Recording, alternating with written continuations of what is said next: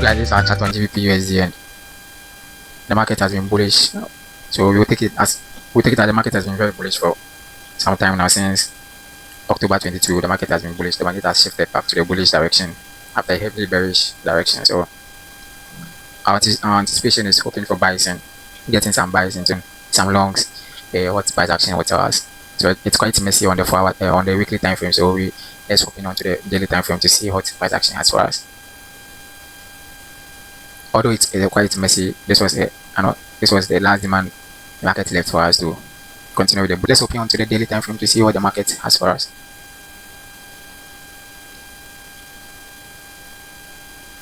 Yeah, so this is the daily time frame. The market has still been bullish, and this was a flip that was left for us to continue with the bullish direction. So market tapped into this untested supply.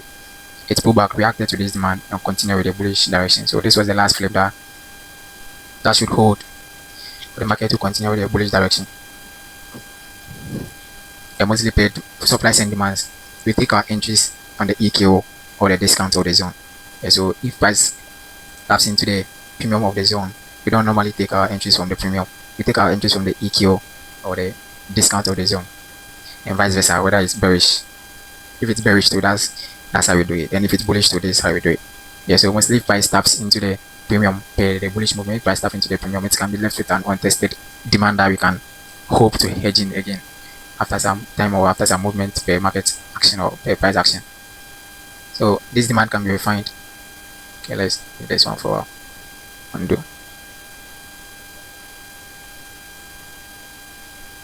So this demand can be refined to somewhere like this. The price action is skin. The market does not always tap in deeply into the demand because price action is skin. And if you see a little shift or a decisive shift in price action, you can just tap in and get into your entry. Yeah, so that was what happened here. Maybe you might be hoping to wait until the market comes into this and the market will just go away without leaving anything. Yeah, so that's how sometimes price action is. And this was the last current daily internal, or yeah, you can say daily internal high that the market, or daily supply that the market should have taken to continue with the bearish direction. So we can be waiting for the market to tap in here, come back here, and before we can get our overall buy. But the market didn't do so. It broke out the current daily high, and the market shifted back to bullish, as you can see. So this left us with an untested demand here. Yeah, because after the market tapped in, change character back to bullish, some demands will be left here untested that the market can retrace back into the demands before it continues with the bullish direction. So that was why we left it. That was why we took this demand, and we were hoping to continue with the trend direction, but the market failed to continue and it came back, take our liquidity from here, or continue with the direction, broke our structure from here, and put back into the current supply. So the market put back in the current supply. It couldn't continue the trend direction, or it couldn't continue the bearish direction, and it changed character back to bullish.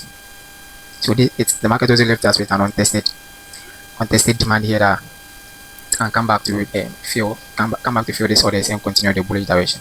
And per this price action, this was a decisive or a decisional supply or decisional demand that mostly doesn't really push the market to the actual direction, but leaves us with a flip or helps the market to fill some orders from supply and continue back into the demand. Yeah, so if you get a decisive or decisional demands like this, and you are hoping for buys, you should know that the buys is a short buy, and if you're hedging into a recent supply, you can close your entries. And this was what I'm trying to say here, because this was a huge demand and the market just tapping and left, so it can be left with an untested demands here, like how this is. Yeah, so there is the same current price action as this, but mostly it doesn't wait, the market just tapping and go away. Yeah, so either we wait for the market to come here and test this demand again, or fill this orders before we can get the long buys, or the market takes this demand and continue the bullish direction. Yeah, so after the market tapped in, it also didn't go deep into the demand of the current price action, or into the demand, or into the premium or EKO of the demand. It just tapped into the premium and moved away. So we are hoping for the market to move back deeply into the discount or the EKO, but we have some refined entries on the 4 hour time frame that the market can come back to tapping before it continues. Or if the market changes direction with the market changing direction on there. So let's go into the 4-hour time frame to see what the market has for us. So per the 4-hour time frame, the market was bearish. It came to take out some buy side liquidities and tap into the demand.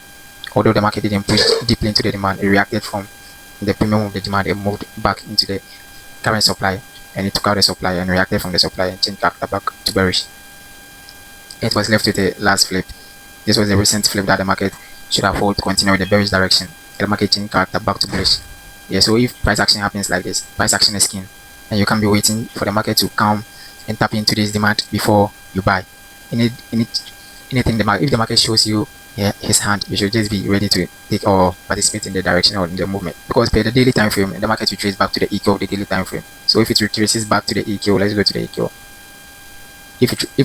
If it retraces, this was the change of character, and this was the current bearish trend, and it retraces back to the EQ. If the market retraces back to the EQ, let me show you how the EQ looks like.